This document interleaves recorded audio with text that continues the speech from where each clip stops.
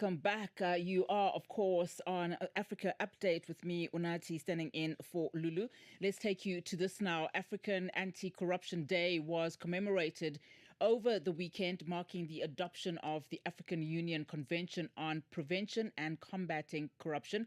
Let's bring in our guest and, of course, get into this discussion. A very good afternoon to you, William Janak, or Janak rather, the Director of Programs, Kenya Correspondents Association and Secretary General Congress.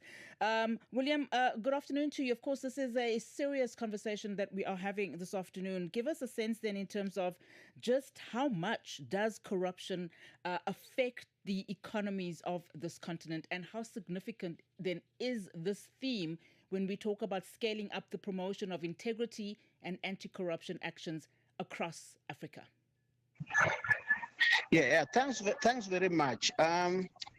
Certainly, corruption affects development across Africa, and the manifestation of corruption is in terms of incomplete projects, it is in terms of delayed projects, and also it is in terms of the kind of resources that public servants, including government officials, pilfer from public coffers, which should then be able to be deployed for development. But most of this is normally taken outside the country and kept in safe havens, out of Africa. And what is clear, it is emerging, for example, that the amount of money that is lost in Africa cannot then even be matched by the resources that are coming from the donors. The overseas, development or donor money has been shrinking. So local resources that are that are collected in terms of taxes or produced by African countries, most of it is not going into development work, but is lost through corruption. Yeah, and just on that, given the significance that this has then on development, peace, and security, give us a sense in terms of what sectors remain most vulnerable, and what impact does this then have on ordinary citizens on the continent? Yeah, sectors that remain vulnerable, especially infrastructure. Infrastructure projects attract a lot of corruption because you will find that across Africa, most of the government's borrowed laws or retained laws that were made by the former colonial powers, and they have huge layers of bureaucracy regarding procurement and so on. So you'll find that officials who are involved in procurement inflate figures. And when they inflate figures, then you find that is where they take most of the money. The infrastructure here, of course, roads, railways, telecommunications systems, and so on.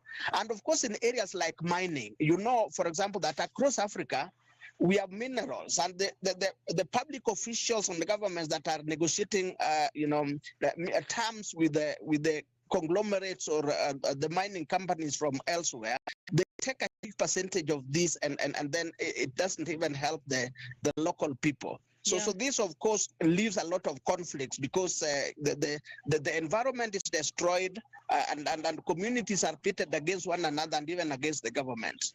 Yeah. So what then, in terms of reform, would you then like to see governments prioritizing to strengthen transparency and accountability, particularly in the areas like procurement that you've just been mentioning, and in industries like mining and infrastructure? Yeah, I think it ought to start with good governance, because if we don't have good leaders, if we don't have good governance and adherence to the constitutional principles and transparency and accountability, then very little will be achieved. But I think there are across African countries where a sense of good governance has resulted in the growth of local economies. Let us take the case of even Botswana.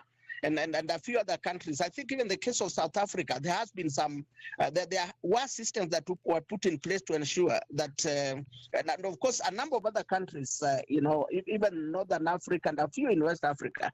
So the point I think I want to make is that the good governance will bring in leaders, or leaders that are practicing good governance will bring about changes policy and legal changes and even administrative changes that will ensure that the systems, including procurement, laws, work properly to ensure that there is value for the projects that they invest resources on, whether it's development money from elsewhere or local resources generated through taxes. So it ought to start from the good governance, but also the policies that are generated locally. That also means that the legislative arms of African countries, the parliaments and so on, must be responsive to the needs of the countries and the citizens. But I think the other thing is that increasingly there is a lot of there are discussions across the continent by some of them facilitated by the Free Trade Area, African Union and others, and African Development Bank, in terms of looking at the kind of reform that is required in the different sectors. And African governments, I think, have begun responding. And earlier on, I think there was the NEPAD. NEPAD significantly brought in a measure of accountability and comparison and experience sharing, but I think a little more needs to be done. As we, conclude our conversation, I want you to touch on something that you've, mentioned earlier on, particularly where some economies are getting it right.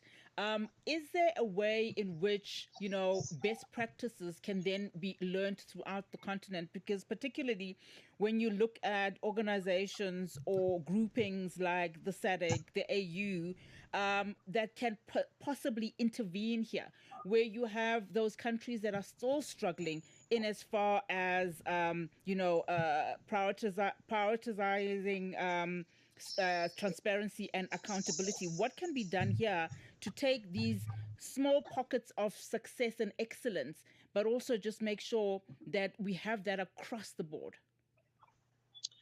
Yeah, I think if you look at the AU, the African Union Agenda 2063, there are increasingly, they are putting a number of pillars: the trade pillar, the investment pillar, the security pillar, the democracy pillar, all the pillars that tie up towards ensuring that there is growth in Africa.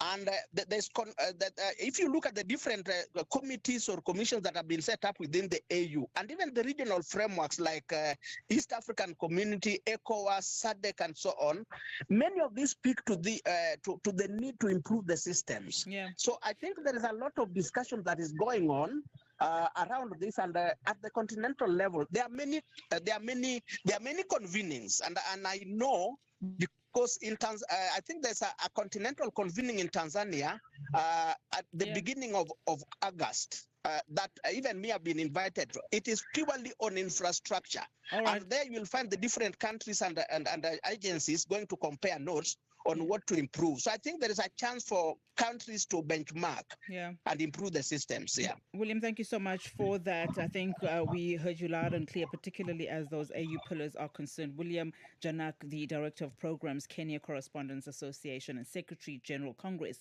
of African Journalists, and a member of the steering committee of the KLIF. Thank you so much for your time.